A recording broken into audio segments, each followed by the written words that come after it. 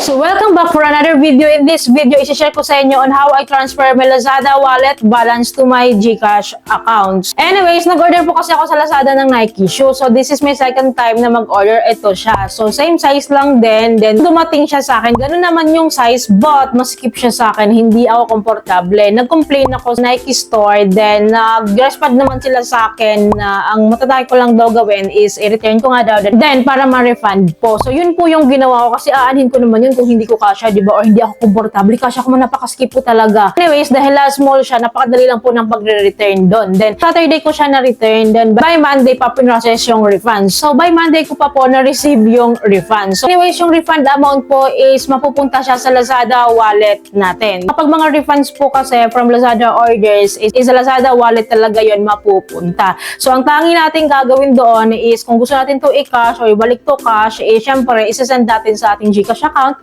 or sa ating e-wallet accounts or sa ating bank account. So, yun lang yung magagawa natin. Kung ayaw ulit natin tong ipamili sa Lazada orders o sa Lazada products, yun po yung gagawin natin. So, ako nga po, ginawa ko nga po is binalik ko sa aking GCash account. Winidraw ko nga po siya sa aking Lazada wallet to my GCash account. So, ipapakita ko sa inyo. Open ko po muna yung aking Lazada app. So, under ng account ko, so i-click natin tong account.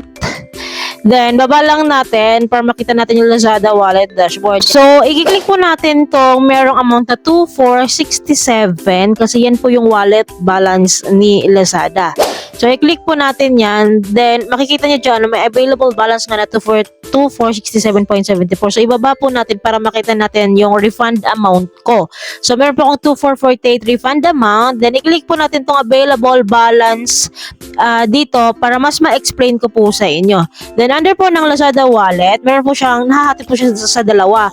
Merong isang deposit and meron pong isang refund. So, for now po, i-click muna natin tong withdraw para mas maintindihan nyo kung anong next step. So, ito po yung lalabas. Pipili po tayo ng account to withdraw. So, meron siyang dalawa, withdrawable deposits and one from a refund. So, para mas maintindihan niyo po itong withdrawable deposit kasi commonly din tong tinatanong sa akin. So, i-click natin. Para mas ma-explain ko sa inyo, ano nga ba itong withdrawable deposit? So, i-click po natin to. So, under ng deposit details ni Lazada, meron siyang withdrawable deposit and non-withdrawable deposit. So, sabi sa withdrawable deposit, it can be withdrawn or transferred from your Lazada wallet. Now, we withdraw po ito. While non-withdrawable deposit, of course, cannot be withdrawn or transferred from our Lazada wallet. So, para mas maintindihan po natin to, i-explain ko po sa inyo.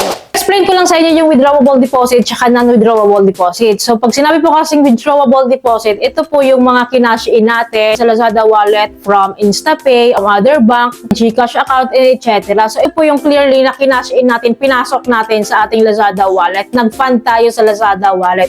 So, yun po ay withdrawable deposit. Kung gusto din po natin yun i-withdraw, is mawi-withdraw po natin. While non-withdrawable deposit po, it cannot be withdrawn or transferred from our Lazada wallet. Again, it cannot be withdrawn or be transferred from our Lazada wallet. Di bakit nasa Lazada wallet po is na-withdraw po lahat. So, meron po silang term na non-withdrawable deposit. So, ano itong mga to? So, ito po ay galing sa mga Lazada gift cards, promos, loans, rewards, and yun nga, loans from other corporate partners. Just like Bilis po, alam naman natin si Bilis, meron siyang Lazada top up. So, kapag nag-top up tayo dyan, mapupunta yung amount na tinap up natin from Bilis sa ating Lazada wallet. Same goes with Home Credit. Din silang Lazada top up dyan sa Home Credit Kwarta. Once na napunta po yan sa ating Lazada wallet, is considered as loan po. Kapag ganun po, hindi po siya nata-transfer from Lazada wallet to our GCash account or to our bank accounts. It is considered as non-withdrawable deposit. So, tapa po natin sa mga ganun kasi pwede natin gamitin pambayad ng ating last pay later or Lazada Flash Cash or sa ating mga bills or sa ating mga Lazada orders. Yun, pwede natin gamitin. Pwede naman po natin yun i-convert to cash. Then, I had a video from Lazada Share Treat. So, i-convert natin to cash yung mga non-withdrawable deposits na galing nga sa loan top up o sa Lazada top up kaya Lazada Share Treats. Meron nga lang po siyang charge pero legit naman po na nawi-withdraw ano pupunta din yan sa ating GCash account. Hindi nga lang po siya directly from Lazada wallet to GCash account. Hindi nga lang po ganun. But anyways, back to it. Pang i-withdraw naman natin yan is from my refund amount. Natin to kukunin. And first time ko rin po din kasi mag-withdraw from a refund amount. Mostly na nawi-withdraw ko dati is withdrawable deposit. So ngayon,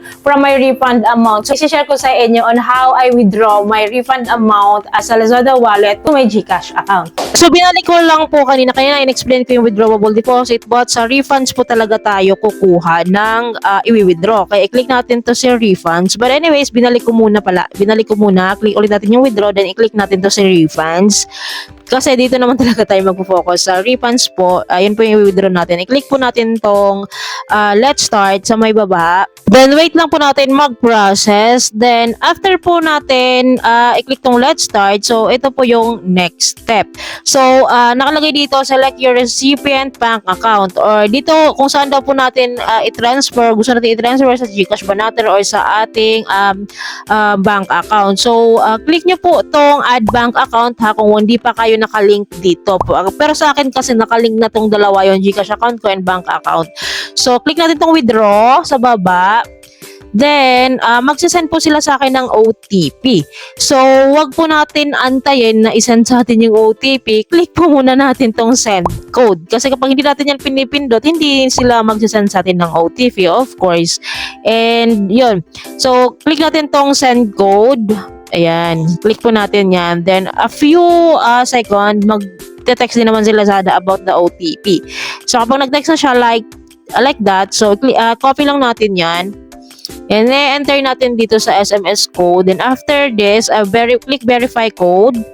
Then, so verifying request na po tayo. Kung makikita nyo po dito, okay na po kayo sa request initiation. Dito na po tayo sa second step, which is request verification. And nakalagay po dito, this process may take up to 3 business days. So hanggang 3 days pala po ito, business days pa po ha. But on my experience, hindi naman po nagtatagal to, hindi maabot ng 3 days po, parang day lang or hours lang po. So let's see po, then balik po tayo sa dashboard, i-click natin tong okay. Then para makabalik tayo sa dashboard, then ito yung Lazada wallet ko. So kung makikita niyo po diyan, and kung makikita, i-click po natin ha.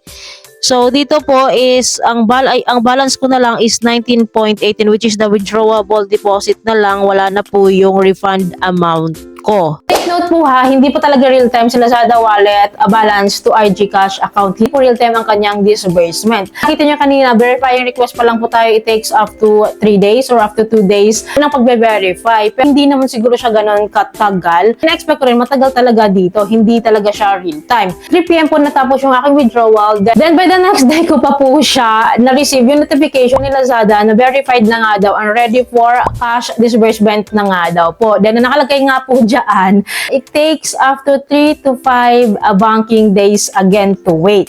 But, on my experience naman is hindi talaga din siya katagal. Though di siya real time ha, pero kapag Lazada wallet to GCash kasi, parang it takes hours lang. So, 10 AM of today is na-receive ko na rin siya. Yung na-receive ko na rin yung refund amount, successfully nag-text po sa akin si GCash. And of course, I can say na legit po na nakakapag-withdraw from Lazada wallet to our GCash account. Though hindi siya real time, pero legit po na nakakapag-withdraw. So, yun lamang po. I hope may natutunan kayo sa video ito. I hope nakatulong tong video sa inyo. Kung nagustuhan niyo yung video, please don't forget to like, share, and subscribe, and click the bell button para updated kayo sa mga bago ko pa pong mga videos like this.